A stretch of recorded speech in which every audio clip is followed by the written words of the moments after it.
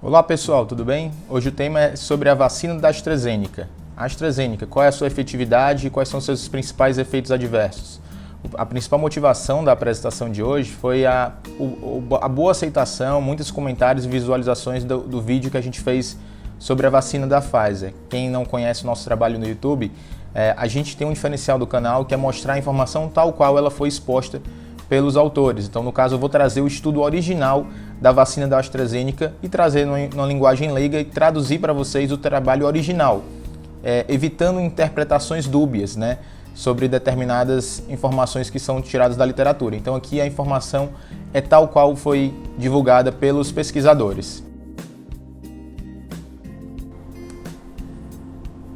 Então, pessoal, vamos começar aqui introduzindo o trabalho, tá? O autor buscou evidenciar a eficácia e segurança da vacina, conforme o próprio título do trabalho. Esse trabalho foi feito na Lancet, que é uma revista muito boa, muito bem conceituada, e foi o trabalho piloto da AstraZeneca, tá bom? Eu trouxe para vocês os melhores momentos do trabalho. Eu vou fazer na primeira parte do vídeo uma introdução do trabalho, como é que foi desenvolvido o trabalho, e depois eu falo da eficácia e dos efeitos adversos da vacina. O primeiro momento será da introdução do trabalho. Então, para introduzir vocês, o autor buscou primeiramente analisar a eficácia e a segurança da vacina, conforme está escrito aqui, e foi feito em 3 países. O Brasil foi um deles, né? O Brasil juntamente com a África do Sul e o Reino Unido. Como foi o design do estudo, né? Os participantes foram 3 tipos de trabalho, né? O primeiro trabalho foi feito no Reino Unido, que os participantes eram principalmente entre 18 e 55 anos. Esse é o primeiro dado importante para esse trabalho. A grande maioria, vocês vão ver, dos pacientes estudados no grupo da AstraZeneca, para essa vacina da AstraZeneca, diferente de alguns outros trabalhos, como por exemplo da Pfizer, foi mais entre pacientes de 18 a 55 anos. Idosos foram a grande minoria do trabalho. Como forma de controle, para ele comparar os efeitos, metade do grupo foi feito com a vacina para coronavírus e a metade para meningococo, ou seja, para meningite, nada a ver em relação à proteção do coronavírus, tá? O segundo braço do trabalho foi feito em pacientes com alta exposição ao coronavírus, no caso, basicamente profissionais da saúde, tá? Então, lembrar que foi feito tanto em profissionais da saúde com alta exposição como em pacientes jovens, para dizer que todo mundo foi testado, né? Foi feito 2 doses e depois foi adicionado pacientes acima de 55 anos, sendo que eles adicionaram esses pacientes no final do trabalho. Então vocês vão ver no final que foram uma minoria de pacientes idosos testados, tá? Eles inicialmente queriam fazer planejado somente uma vacina, sendo que com o decorrer do trabalho eles viram que eles precisariam fazer uma segunda dose, porque a primeira dose não estava se mostrando efetiva sozinha. Então, assim, inicialmente eles planejaram uma dose e acabaram fazendo as 2 doses. Lembrando que esse foi o trabalho piloto, portanto eles ainda estavam conhecendo a droga. Em alguns grupos, já no Brasil, por exemplo, os grupos de idosos de 55 acima de 70 anos, 55 a 70 e acima de 70 anos, já desde o início eles estipularam 2 doses, que é o estudo do Brasil. Outra coisa importante, no trabalho, eles dividiram entre grupos que fizeram a segunda dose antes de 6 semanas e grupo que fizeram a segunda dose acima de 6 semanas. A gente sabe que no Brasil está instituído um intervalo de 3 meses entre as doses de AstraZeneca, mas no estudo ele comparou fazer 2 doses logo antes, até 6 semanas, e após 6 semanas, e vocês vão ver que, diferente do estudo da Pfizer, o resultado melhor que aconteceu foi que quanto maior o espaço entre as 2 doses, melhor a eficácia. Isso é bom porque no Brasil está se instituindo um intervalo de 3 meses, tá bom? Então todos os participantes foram oferecidos 2 doses, sendo que alguns trabalhos foram até 12 semanas, que são os 3 meses de intervalo entre as doses. No estudo da África do Sul também foi feito com pacientes saudáveis entre 18 e 65 anos, também todos com 2 doses. Em relação à qualidade do trabalho, o estudo foi randomizado, mascarado, ou seja, esse aqui eu não vou nem entrar muito no mérito, mas para vocês entenderem, o trabalho foi muito bem delineado, tá? Eles fizeram um grupo controle, eles fizeram uma randomização, então assim, é um trabalho que você tem que levar em consideração sim, é um trabalho logicamente que foi um trabalho bem delineado, até porque foi o trabalho piloto da AstraZeneca, logicamente que o laboratório iria fazer um trabalho adequado. Então, vamos falar aqui dos resultados do trabalho. Essa aqui é uma informação importante. O autor, ele fala que, como teve divergência entre a aplicação entre a primeira e a segunda dose da AstraZeneca, ele conseguiu fazer uma análise secundária para avaliar a eficácia após a primeira dose. Então, assim, isso foi uma vantagem do trabalho, como teve divergências entre a primeira e a segunda dose, não foi padrão, como por exemplo o estudo da Pfizer, que foi todos eles com 21 dias. Esse teve estudos em vários locais e a gente conseguiu estudar, eles conseguiram estudar coisas estratificadas. Então a gente vai ter uma tabela que vai comparar, será que a segunda dose com 6 semanas é melhor do que com 3 meses ou vice-versa? Isso é uma coisa legal. Aqui é o que ele fala exatamente isso. Teve alguns casos que foram abaixo de 6 semanas, outros acima de 6 semanas no intervalo da segunda dose. Agora vamos avaliar as tabelas dos resultados, que é aquilo que o pessoal mais gosta de ver. Então vamos lá. Dos 3 trabalhos, a gente teve avaliação de pacientes de 18 a 55 anos, de 55 a 70 e acima de 70 anos. A grande maioria foi entre 18 e 55 anos, porque, como eu falei, os idosos foram colocados de uma maneira mais tardia no trabalho. Então, assim, idosos mesmo acima de 70 anos, a gente tem em torno de 10%. E pessoas entre 56 e 70 anos, em torno de 12% a 10%. A grande maioria, 80%, cerca de 80% dos casos, foram pacientes entre 18 e 55 anos. A raça principal avaliada foi branca, com em torno de 90%. E esse é um dado importante, as comorbidades. Muitos pacientes do trabalho foram com comorbidades, seja cardiovascular, respiratório e diabetes. Aqui cardiovascular gira em torno de 7 a 11%, doenças respiratórias entre 11 e 13%, e diabetes em torno de 2 a 4, 5%. Então, assim, não só pacientes saudáveis foram avaliados, e sim pacientes com comorbidades. Isso é importante porque no Brasil está se aplicando muito a AstraZeneca para comorbidades, e esse grupo foi sim estudado quanto à sua eficácia. Agora falando sobre a eficácia da vacina em geral. Eu vi várias publicações de várias fontes diferentes mostrando várias eficácias diferentes para a AstraZeneca. Então, pessoal, eu gosto de publicar aquilo que o autor que originalmente validou a vacina disse. Então, qual é o valor que vale? É esse que eu vou te passar. Então, no estudo original piloto da AstraZeneca, foram vistos 131 casos de coronavírus positivos, sendo que apenas 30 foram no grupo que foi aplicado AstraZeneca e 101 foi no grupo controle. Isso deu uma eficácia geral de quanto? 70,4%. Então, a eficácia da vacina é 70,4%, tá? Não adianta interpretar dados. Esse é o estudo piloto da AstraZeneca. Então, essa é a eficácia geral da vacina, 70,4%, tá?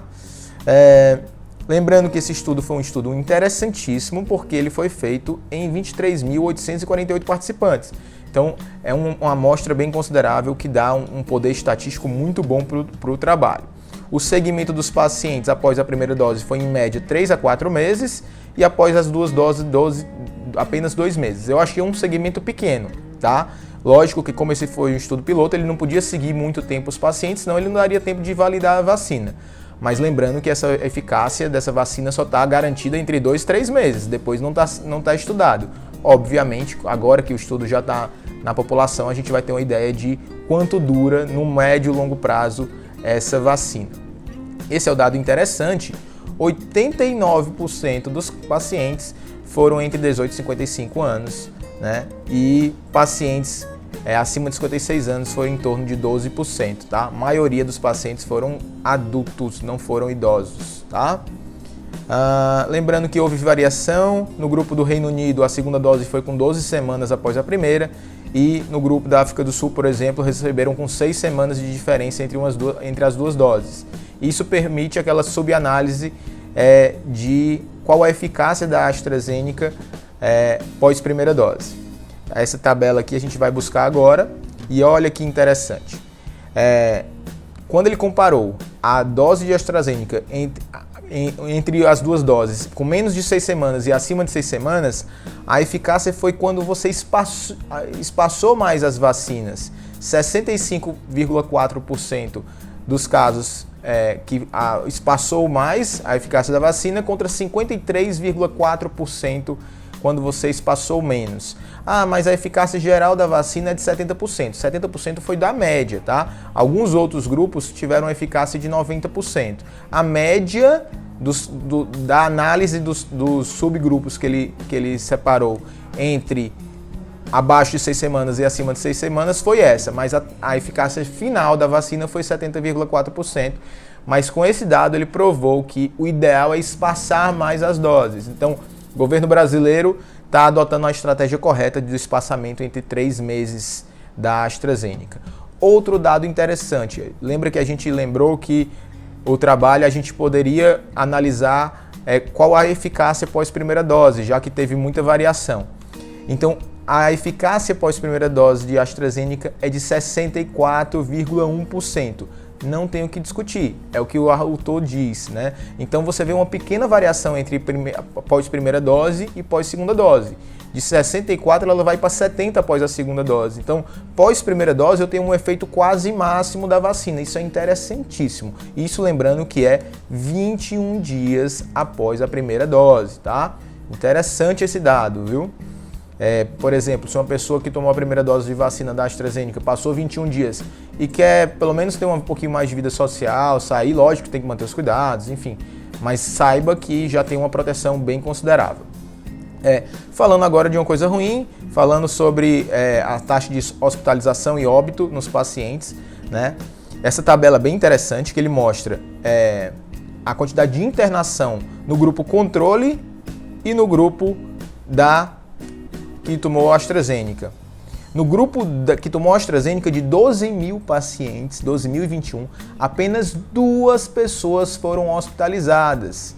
E elas estavam com menos de 21 dias da primeira dose. Ou seja, de 12 mil pessoas que tomaram a vacina da AstraZeneca, após 21 dias, ninguém se internou. Apenas 2 pacientes se internaram e foi menos de 21 dias. Já no grupo controle, 6 se internaram, né? Então, assim, foi bem considerável esse dado. E, infelizmente, a gente teve um óbito nesses 2 pacientes, um evoluiu para óbito. De 12 mil pacientes que tomaram a AstraZeneca, apenas um morreu e foi com menos de 21 dias após a primeira dose. Isso é um dado interessante e lembrando, esse é um dado tal qual foi visto pelo laboratório, tá? Falando um pouquinho agora dos efeitos adversos, tá? O autor fala menos, assim, bem menos dos efeitos adversos. Ele só coloca que dos 168 participantes que teve algum efeito adverso considerável, 79 receberam a vacina da AstraZeneca. Ou seja, não é tão assim importante esse dado, porque 89 pacientes tiveram reação mesmo numa vacina da meningite, que é uma vacina que já está validada há diversos anos. Então, assim, os efeitos adversos que ele considerou maiores não era de grave, de trombose, de nada disso.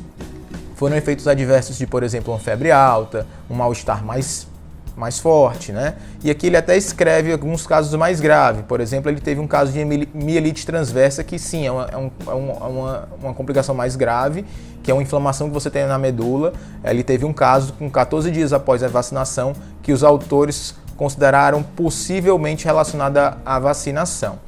Outro caso, ele teve um indivíduo que teve uma febre maior do que 40 graus, que ele considerou como um efeito adverso mais grave, mas esse indivíduo não teve que hospitalizar-se. Então, assim, de uma maneira geral, ele fala que é uma vacina muito segura, tá?